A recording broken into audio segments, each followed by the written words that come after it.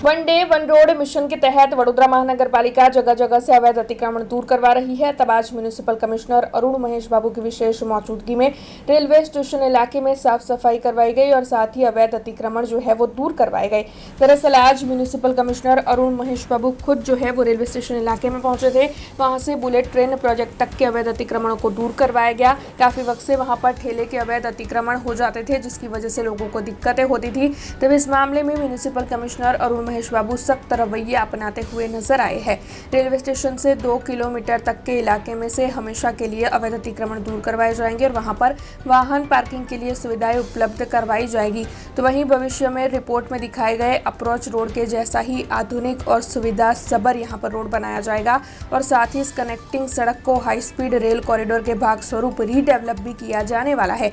Railway station इलाके में developing करने के लिए रेलवे के सत्ताधीश और साथ ही पालिका के बीच में बैठक भी आयोजित होने वाली है। तब इस बारे में आज वहां पर साफ सफाई के बाद म्यूनिसिपल कमिश्नर अरुण महेश बाबू ने ज्यादा जानकारी दी है। हालांकि आपको बता दें कि इस दौरान पुलिस की टीम भी वहां पर तैनात नजर आई थी। आज वन डे वन रोड कार्यक्रम अंतर्गत અમે રેલવે સ્ટેશન રોડથી બુલેટ ટ્રેન સ્ટેશનની જગ્યા લીધેલા છે। આ ખાસ આપણા માટે બહુ ઇમ્પોર્ટન્ટ છે। આ ફ્યુચરમાં આ રોડને અમે બહુ સારી રીતે પણ ડેવલપ કરવાના છે। એક્ઝિસ્ટિંગ 18 મીટરની રોડને પ્રોપર એક એરપોર્ટ અથવા રેલવે સ્ટેશનની અપ્રોચ રોડમાં કેવી રીતે હોવું જોઈએ આ રીતનું કરવાના છે। એટલે રેલવે સ્ટેશનની બહારથી લઈને બુલેટ સ્ટેશન સુધીનું જે આખું છે ઓલમોસ્ટ 2 કિલોમીટરની આજુબાજુ છે, 2.3 કિલોમીટર્સ। આ 2.3 કિલોમીટર્સને રીડેવલપમેન્ટ પણ લેવાનું છે, એટલે એને વારંવાર સફાઈ કરવાની પણ જરૂરિયાત છે। આપ જાણો છો કે વડોદરામાં વિશ્વામિત્રી સ્ટેશન જે છે એ અમૃત સ્ટેશન ભારત સરકારના અમૃત સ્ટેશનમાં પણ ડેવલપમેન્ટ થઈ રહ્યા છે અને આવનારા દિવસોમાં બુલેટ ટ્રેન સ્ટેશન રીડેવલપમેન્ટ અને હાઈ સ્પીડ રેલ કોરિડોર રીડેવલપમેન્ટમાં વડોદરાને પણ બ્રાઉનફિલ્ડ ડેવલપમેન્ટ કરવાના છે। આજે રેલવે ઓથોરિટીઝ અને નેશનલ હાઈ સ્પીડ ઓથોરિટી સાથે પણ 10 વાગે રેલવે સ્ટેશનમાં અમે મિટિંગ રાખ્યા છે કે ફ્યુચરમાં આ રોડને કયા ડિઝાઇનમાં ડેવલપ કરવી, કયા સ્પેસમાં ડેવલપ કરવી, કયા માર્જિન સુધી આપણે કયા કયા એલિમેન્ટ્સ લાવવાની છે, વિથ એડવર્ટાઇઝમેન્ટ્સ લાવવાની છે, પણ એના પહેલાં આ એરિયાને સ્વચ્છ કરવાની પણ જરૂરિયાત છે અને એક દિવસની આ ઝુંબેશથી આ સ્વચ્છ ના થઈ શકે।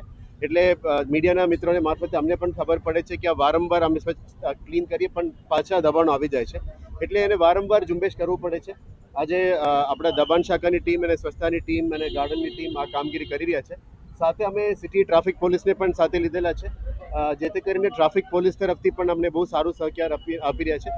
આવનારા દિવસોમાં પાર્કિંગનું પણ એક વ્યવસ્થિત કરીશું, ઓટો રિક્ષાસ માટે, લાસ્ટ માઇલ કનેક્ટિવિટી બોર્ડ્સ માટે પણ અમે કરીશું, જેથી કરીને એક સંયુક્ત રીતે ઓપરેશન મહાનગરપાલિકા અને પોલીસ તરફથી કરવામાં આવે, જેથી કરીને વધારે વડોદરા સિટીને સ્વચ્છ બનાવવામાં આવે।